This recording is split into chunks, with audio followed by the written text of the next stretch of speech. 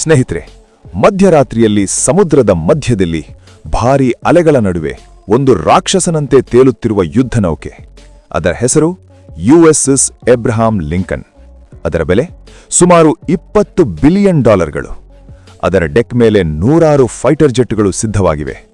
ಅದರ ಸುತ್ತಲೂ ಅತ್ಯಾಧುನಿಕ ರಾಡಾರ್ಗಳು, ಮಿಸೈಲ್ ಡಿಫೆನ್ಸ್ ಸಿಸ್ಟಮ್ಗಳು, ಎಲೆಕ್ಟ್ರಾನಿಕ್ ವಾರ್ಫೇರ್ ಟೂಲ್ಗಳು. ಅಮೆರಿಕ ಪ್ರಪಂಚದ ಶಕ್ತಿಯೆಂದು ತೋರಿಸುವ ಒಂದು ಜೀವಂತ ಸಂಕೇತ. ಪ್ರಪಂಚದ ದೇಶಗಳು ಅದನ್ನು ನೋಡಿ ನಡುಗುತ್ತವೆ ಎಂದು ಅಮೆರಿಕ ಭಾವಿಸುತ್ತದೆ. ಆದರೆ ಒಂದು ಕ್ಷಣದಲ್ಲಿ ಆಕಾಶದಿಂದ ಒಂದು ಭಯಾನಕ ಶಬ್ದ, ಒಂದು ಮಿಸೈಲ್ ಬಂದು ಬಿಡಿಯುತ್ತದೆ.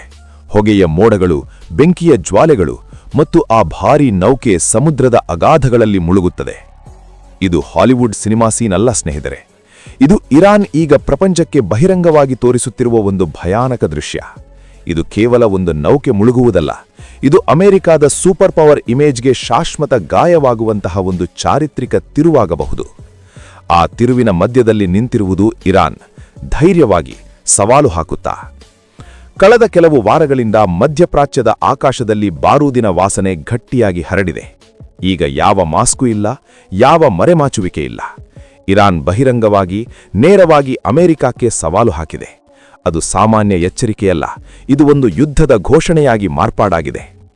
ತೆಹರಾನ್ ಬೀದಿಗಳಲ್ಲಿ, ಇಸ್ಫಹಾನ್ ಚೌಕಗಳಲ್ಲಿ, ಮಶ್ಹದ್ ರಸ್ತೆಗಳ ಮೇಲೆ ಪ್ರತಿಯೊಂದು ಕಡೆಯೂ ಭಾರೀ ಬ್ಯಾನರ್ಗಳು ತೂಗುತ್ತಿವೆ.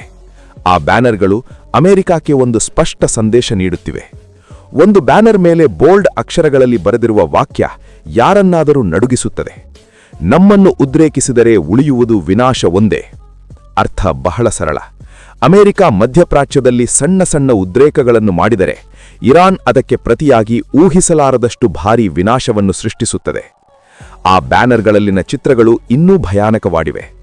USS ಎಬ್ರಹಾಂ ಲಿಂಕನ್ ಹೊಗೆಯಲ್ಲಿ ಮುಳುಗಿ ಬೆಂಕಿಯಲ್ಲಿ ಮುಳುಗುತ್ತಿರುವ ದೃಶ್ಯವನ್ನು ಸ್ಪಷ್ಟವಾಗಿ ತೋರಿಸಲಾಗಿದೆ.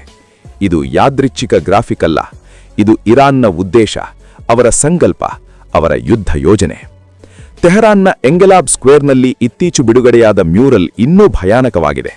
ರಕ್ತದಿಂದ ಅಮೆರಿಕ ಧ್ವಜದ ಸ್ಟ್ರೈಪ್ಗಳು ರೂಪುಗೊಳ್ಳುವಂತೆ ಕ್ಯಾರಿಯರ್ ಶವಗಳಿಂದ ತುಂಬಿದೆ. ಇದು ಕೇವಲ ಬೆದರಿಕೆಯಲ್ಲ, ಇದು ಒಂದು ದೃಶ್ಯ ಯುದ್ಧದ ಘೋಷಣೆ. ಈಗ ಈ ಉದ್ವೇಗ ಎಲ್ಲಿಂದ ಪ್ರಾರಂಭವಾಯಿತೆಂದು ನೋಡೋಣ. ಕಳೆದ ವರ್ಷದಿಂದ ಇರಾನ್ ಇಸ್ರೇಲ್ ಘರ್ಷಣೆಗಳು ತೀವ್ರವಾಗಿವೆ. ಇರಾನ್ ಬೆಂಬಲಿತ ಹಿಜ್ಬುಲ್ಲಾ, ಹೌತಿಗಳು ದಾಳಿಗಳನ್ನು ಮಾಡಿದ್ರು. ಅಮೆರಿಕ ಇಸ್ರೇಲ್ಗೆ ಬೆಂಬಲ ನೀಡಿತು. ಇರಾನ್ ನ್ಯೂಕ್ಲಿಯರ್ ಸೈಟ್ಗಳ ಮೇಲೆ ದಾಳಿಗಳು ನಡೆದವು. ಇದರಿಂದ ಇರಾನ್ ಪ್ರತೀಕಾರ ತೀರಿಸಿಕೊಳ್ಬೇಕು ಅಂತ ನಿರ್ಧರಿಸಿತು. ಜನವರಿ 2026ರಲ್ಲಿ USS Abraham Lincoln carrier strike group Arabian ಸೀಗೆ ಸೆಂಟ್ಕಾಮ್ ಪ್ರದೇಶಕ್ಕೆ ಬಂದಿತು. ಇದು ಇರಾನ್ಗೆ ನೇರ ಬೆದರಿಕೆ. ಇರಾನ್ ಈಗ ಬಹಿರಂಗವಾಗಿ ಪ್ರತೀಕಾರ ಮಾಡುತ್ತೇವೆ ಎಂದು ಎಚ್ಚರಿಸುತ್ತಿದೆ. ಇದು ಸಾಮಾನ್ಯ ಎಚ್ಚರಿಕೆಯಲ್ಲ, ಇದು ಪೂರ್ಣ ಪ್ರಮಾಣದ ಯುದ್ಧದ ಬೆದರಿಕೆ. ಇದುವರೆಗೂ ಇರಾನ್ ಸಣ್ಣ ಡ್ರೋನ್ಗಳು, ರಿಮೋಟ್ ಮಿಲಿಟರಿ ಬೇಸ್ಗಳನ್ನು ಗುರಿಯಾಗಿಸಿಕೊಳ್ಳುತ್ತಿತ್ತು. ಆದರೆ ಈಗ ಅವರ ಗುರಿ ಬದಲಾಗಿದೆ. ನೇರವಾಗಿ ಅಮೆರಿಕಾದ ಏರ್ಕ್ರಾಫ್ಟ್ ಕ್ಯಾರಿಯರ್. ಏಕೆಂದರೆ ಈ ಕ್ಯಾರಿಯರ್ಗಳು ಅಮೆರಿಕಾದ ಹೆಮ್ಮೆಗೆ, ಭಯಕ್ಕೆ ಪ್ರತೀಕಗಳು. ಹಿಂದೆ ಅಮೆರಿಕ ಯಾರನ್ನಾದರೂ ಬೆದರಿಸಬೇಕಿದ್ರೆ ನಮ್ಮ ಕ್ಯಾರಿಯರ್ ಗ್ರೂಪ್ ಬರುತ್ತಿದೆ ಎಂದು ಒಂದು ಮಾತು ಹೇಳಿದರೆ ಸಾಕು, ಪ್ರಪಂಚದ ದೇಶಗಳು ನಡುಗುತ್ತಿದ್ದವು. ಆದರೆ ಈಗ ಆ ಭಯ ಕಡಿಮೆಯಾಗುತ್ತಿದೆ. ಇರಾನ್ ಸ್ಪಷ್ಟವಾಗಿ ಹೇಳುತ್ತಿದೆ, ನಿಮ್ಮ ಹೆಮ್ಮೆಯನ್ನು ನಾವು ನೆಲಕ್ಕಿಳಿಸಬಲ್ಲೆವು, ನಿಮ್ಮ ಅಜೇಯತ್ವವನ್ನು ನಾವು ಛೇದಿಸಬಲ್ಲೆವು. ಈಗ ನಿಜವಾದ ಪ್ರಶ್ನೆ ಇದು: ಇರಾನ್ ನಿಜವಾಗಲೂ ಒಂದು ಅಮೆರಿಕ ಏರ್ಕ್ರಾಫ್ಟ್ ಕ್ಯಾರಿಯರ್ ಅನ್ನು ಮುಳುಗಿಸಬಲ್ಲದೆ, ಅಥವಾ ಇದೆಲ್ಲ ಕೇವಲ ಮಾತಿನ ಆಟ, ಬೆದರಿಕೆಯ ಆಟ ಮಾತ್ರವೇ? ತಾಂತ್ರಿಕವಾಗಿ ನೋಡಿದರೆ ಇರಾನ್ ಒಂದು ಗೇಮ್ ಚೇಂಜರ್ ಆಯುಧವನ್ನು ಸಿದ್ಧಪಡಿಸಿಕೊಂಡಿದೆ: ಹೈಪರ್ಸಾನಿಕ್ ಮಿಸೈಲ್ಗಳು. ಈ ಮಿಸೈಲ್ಗಳು ಧ್ವನಿ ವೇಗಕ್ಕಿಂತ 5ರಿಂದ 20 ಪಟ್ಟು ವೇಗವಾಗಿ ಪ್ರಯಾಣಿಸುತ್ತವೆ. ಅಂದರೆ ನೀವು ರೇಡಾರ್ನಲ್ಲಿ ನೋಡಿದ ನಂತರ ಕೂಡ 2 ನಿಮಿಷಗಳಲ್ಲಿ ಗುರಿ ತಲುಪುತ್ತವೆ. ಇರಾನ್ ಬಳಿ ಫತಾಹ್-1, ಫತಾಹ್-2 ನಂತಹ ಹೈಪರ್ಸಾನಿಕ್ ಬ್ಯಾಲಿಸ್ಟಿಕ್ ಮಿಸೈಲ್ಗಳಿವೆ. ಫತಾಹ್-1 2023ರಲ್ಲಿ ಅನಾವರಣಗೊಂಡಿತು. ರೇಂಜ್ 1400 ಕಿಲೋಮೀಟರ್ಗಳು, ವೇಗ ಮ್ಯಾಕ್ 13ರಿಂದ 15ರವರೆಗೆ. ಫತಾಹ್-2 ಇನ್ನೂ ಮುಂದುವರೆದದ್ದು. ಹೈಪರ್ಸಾನಿಕ್ ಗ್ಲೈಡ್ ವೆಹಿಕಲ್ ಟೆಕ್ನಾಲಜಿಯೊಂದಿಗೆ ಮಾರ್ಗ ಬದಲಿಸಬಲ್ಲದು, ಕಡಿಮೆ ಎತ್ತರದಲ್ಲಿ ಹಾರುತ್ತದೆ. ಇಸ್ರೇಲ್ ಡಿಫೆನ್ಸ್ ಸಿಸ್ಟಮ್ಗಳನ್ನು ಭೇದಿಸಿದಂತೆ ಇರಾನ್ ಹೇಳಿಕೊಂಡಿದೆ. ಒಂದು ವೇಳೆ ಒಂದು ಮಿಸೈಲ್ ಕೂಡ ಬಡಿದರೆ ನೌಕೆ ಮುಳುಗುವುದಷ್ಟೇ ಅಲ್ಲ, ಅಮೆರಿಕಾದ ಪ್ರಪಂಚ ಶಕ್ತಿಯ ಇಮೇಜ್ ಪೂರ್ಣವಾಗಿ ಕುಸಿದು ಬೀಳುತ್ತದೆ. ಅಮೆರಿಕಾದ ರಕ್ಷಣಾ ವ್ಯವಸ್ಥೆಗಳು, ಏಜಸ್, ಸ್ಟ್ಯಾಂಡರ್ಡ್ ಮಿಸೈಲ್ಗಳು, ಫಲಾಂಕ್ಸ್ ಸಿಸ್ಟಮ್ ಬಹಳ ಅದ್ಭುತವಾಗಿ ಕೆಲಸ ಮಾಡುತ್ತವೆ. SM-6 ಮಿಸೈಲ್ಗಳು ಹೈಪರ್ಸಾನಿಕ್ ಬೆದರಿಕೆಗಳಿಗೆ ಪ್ರತಿಕ್ರಿಯೆ ನೀಡಬಲ್ಲವು ಎಂದು ಪರೀಕ್ಷೆಗಳು ನಡೆದಿವೆ.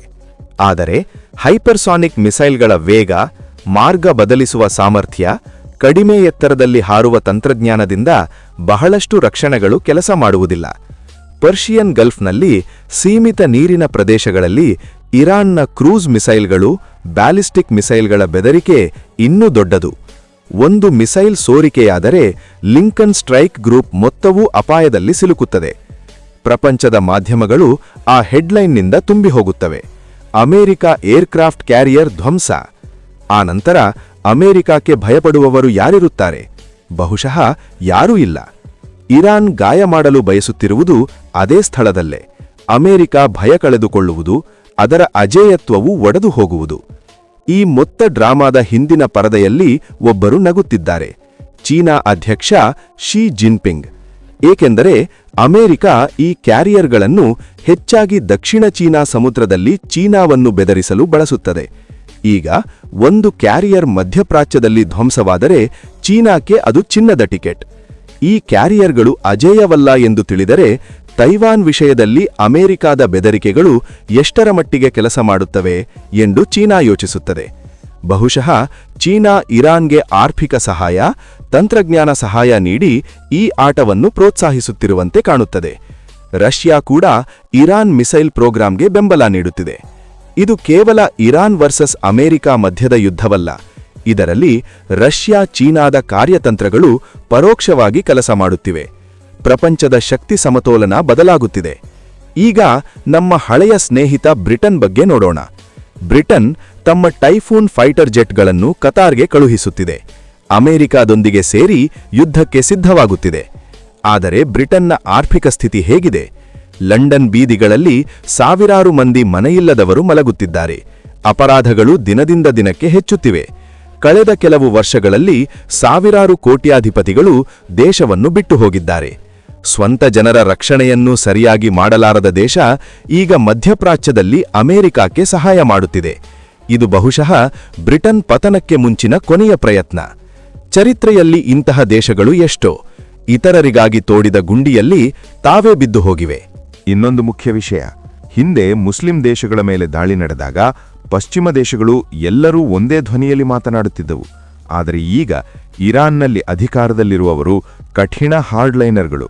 ಅವರಿಗೆ ಚರ್ಚೆಗಳು, ರಾಜತಾಂತ್ರಿಕತೆ ಎಂದರೆ ಕೆಲಸಕ್ಕೆ ಬರುವುದಿಲ್ಲ, ಇನ್ನೂ ಕ್ರಿಯೆಗಳು ಮಾತ್ರ ಎಂದು ಅವರು ನಿರ್ಧರಿಸಿದ್ದಾರೆ. ಇರಾನ್ ಈಗ ತನ್ನ ಎಲ್ಲ ರಿಸರ್ವ್ ಮಿಸೈಲ್ಗಳು, ಡ್ರೋನ್ಗಳು, ಬ್ಯಾಲಿಸ್ಟಿಕ್ ಮಿಸೈಲ್ಗಳನ್ನು ಸಿದ್ಧಪಡಿಸಿಕೊಂಡಿದೆ. ಅವರಿಗೆ ಗೊತ್ತು, ಈಗ ಪ್ರತಿಕ್ರಿಯೆ ನೀಡದಿದ್ದರೆ ಅಮೆರಿಕ ಅವರನ್ನು ಪೂರ್ಣವಾಗಿ ನಾಶ ಮಾಡುತ್ತದೆ. ಹೀಗಾಗಿ ಇದು ಮಾಡು ಅಥವಾ ಸಾಯು ಸ್ಥಿತಿ.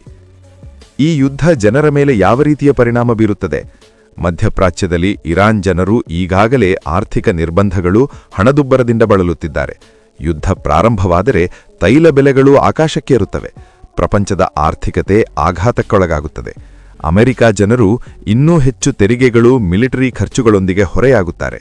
ಇರಾನ್ ಜನರು ಸಾವುಗಳು, ವಿನಾಶವನ್ನು ನೋಡುತ್ತಾರೆ. ಇದು ಒಂದು ದೇಶದ ಹೆಮ್ಮೆಗಾಗಿ ಮೊತ್ತ ಪ್ರಪಂಚವನ್ನು ಬೆದರಿಸುವ ಆಟ. ಸ್ನೇಹಿತರೆ, ಒಂದು ನಿಜವನ್ನು ನೆನಪಿಟ್ಟುಕೊಳ್ಳಿ. ಅಫ್ಘಾನಿಸ್ತಾನದಿಂದ ಅಮೆರಿಕ ಹೊರಬಂದ ದಿನವೇ ಅವರ ಸೂಪರ್ ಪವರ್ ಮುಖ ಒಡೆದು ಹೋಯಿತು. ಈಗ ಒಂದು ಏರ್ಕ್ರಾಫ್ಟ್ ಕ್ಯಾರಿಯರ್ ಧ್ವಂಸವಾದರೆ ಆ ಮುಖ ಪೂರ್ಣವಾಗಿ ಜಾರಿ ಹೋಗುತ್ತದೆ. ಪ್ರಪಂಚ ಮೊತ್ತ ನೋಡುತ್ತದೆ. ತೆಹರಾನ್ ಬೀದಿಗಳಲ್ಲಿ, ಮಾಸ್ಕೋ ಚೌಕಗಳಲ್ಲಿ, ಬೀಜಿಂಗ್ ಸ್ಕ್ವೇರ್ಗಳಲ್ಲಿ ಆನಂದದ ಪಟಾಕಿಗಳು ಸಿಡಿಯುತ್ತವೆ. ಅಮೆರಿಕಾದ ಪತನವನ್ನು ಅಲ್ಲಿಂದ ಹೆಚ್ಚು ಆಸ್ವಾದಿಸುತ್ತಾರೆ. ಈಗ ನಿಮಗೊಂದು ಪ್ರಶ್ನೆ, ಇರಾನ್ ಹೈಪರ್ಸಾನಿಕ್ ಮಿಸೈಲ್ನೊಂದಿಗೆ ಅಮೆರಿಕಾದ ಅತ್ಯಾಧುನಿಕ ರಕ್ಷಣಾ ವ್ಯವಸ್ಥೆಯನ್ನು ಛೇದಿಸಿ ಏರ್ಕ್ರಾಫ್ಟ್ ಕ್ಯಾರಿಯರ್ ಅನ್ನು ನಿಜವಾಗಿಯೂ ಮುಳುಗಿಸಬಲ್ಲದೆ, ಅಥವಾ ಅಮೆರಿಕ ಇನ್ನೂ ತನ್ನ ಶಕ್ತಿಯನ್ನು ತೋರಿಸಿ ತಪ್ಪಿಸಿಕೊಳ್ಳುತ್ತದೆ? ನಿಮ್ಮ ಅಭಿಪ್ರಾಯ ಏನು ಎಂದು ಕಮೆಂಟ್ನಲ್ಲಿ ತಪ್ಪದೆ ಹೇಳಿ. ಇಂತಹ ಆಳವಾದ, ಧೈರ್ಯವಂತ ಜಿಯೋಪೊಲಿಟಿಕಲ್ ವಿಶ್ಲೇಷಣೆಗಳಿಗಾಗಿ ನಮ್ಮ ಚಾನೆಲ್ ಅನ್ನು ಸಬ್ಸ್ಕ್ರೈಬ್ ಮಾಡಿ, ಬೆಲ್ ಐಕಾನ್ ಒತ್ತಿ. ನಿಮಗೆ ಮಿಸ್ ಆಗದಂತೆ ಅಪ್ಡೇಟ್ಗಳು ಬರುತ್ತವೆ. ಜೈ ಹಿಂದ್, ಜೈ ಭಾರತ್.